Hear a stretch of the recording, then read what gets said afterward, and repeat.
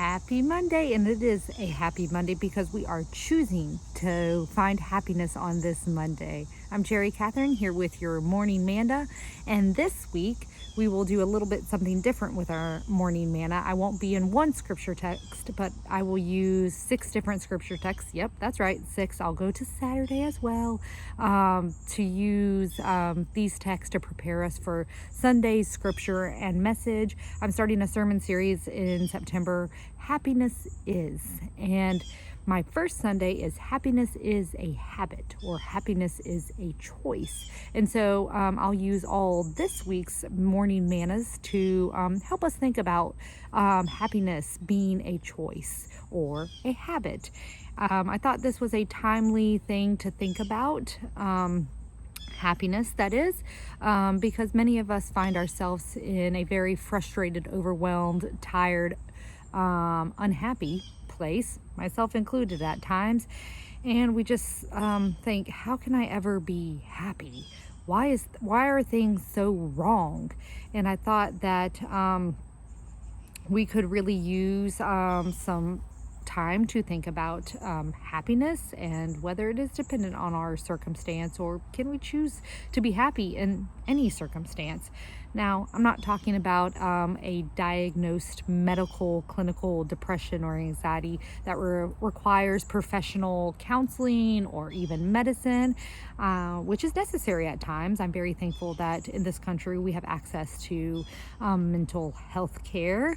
I could go on that a long time, but I won't. We have access to mental health care and ways to help us when we do find ourselves chemically imbalanced. What I am talking about is a happy that is just a general feeling of fatigue and overwhelmness and frustration with life.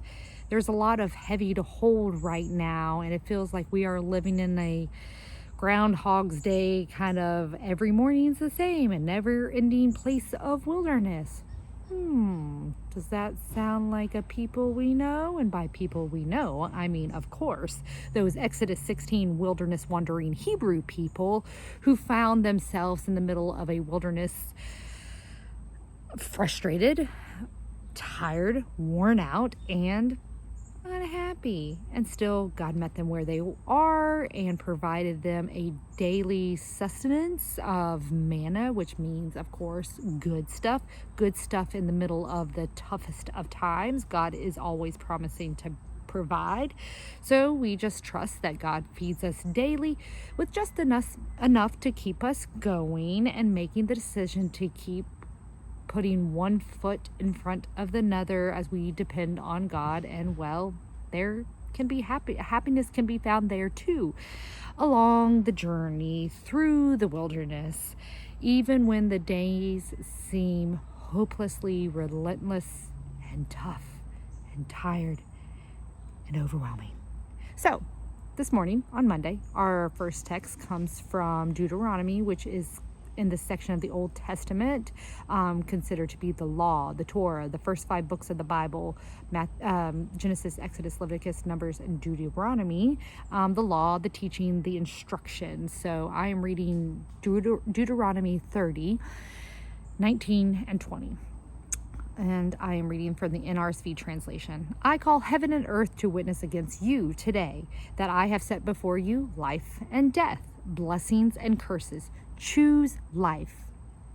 Choose life so that you and your descendants may live, loving the Lord your God, obeying God, and holding fast to God.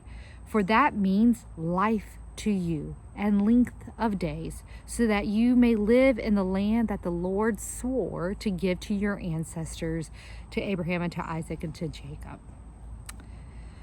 One night I dreamed a dream as I was walking along the beach with my Lord. Across the dark sky flashed scenes of my life. For each scene, I noticed 2 sets of footprints in the sand, one belonging to me and one belonging to my Lord.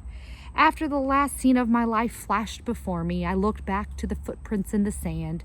I noticed that the many times along the path of my life, especially at the very lowest and saddest times, there was only one set of footprints.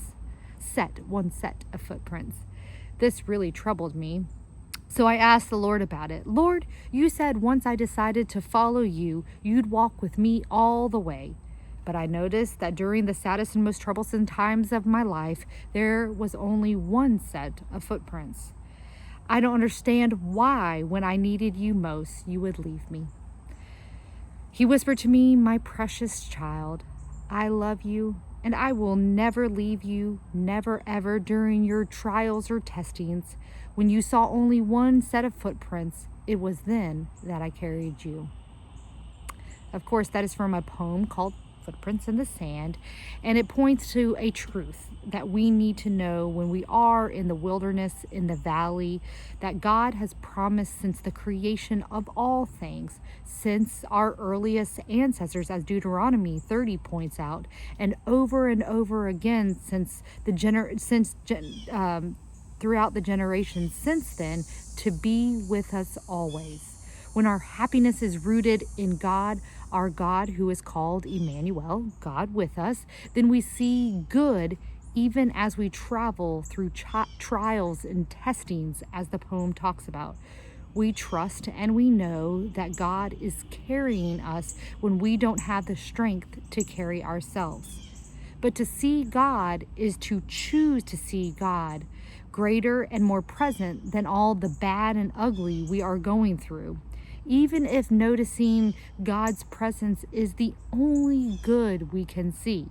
Such a God sighting, using our God goggles, as I tell my kids, in the smallest of things, or in any person or acts by people, contributes to our happiness. And such happiness gives us full and abundant life, no matter if we find ourselves in a valley or on top of a mountain. God is with us through it all. Choose this day to see God at work in your life in the smallest of ways and in the biggest of ways.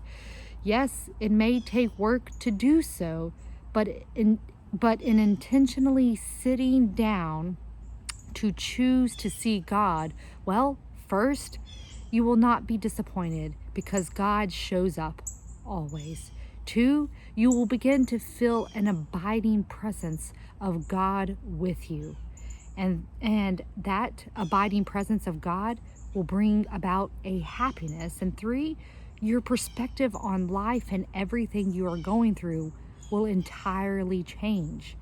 Every day we have the choice to see life, to see death, to see opportunity, to see struggles, roadblocks, and obstacles, to see God at work in our lives, or to completely ignore God's very presence and wonder, where is God? And then find ourselves hopelessly and aimlessly wandering. Seek God in the middle of whatever you are going through. Let your breath prayer be today, choose God, choose happiness. See you tomorrow.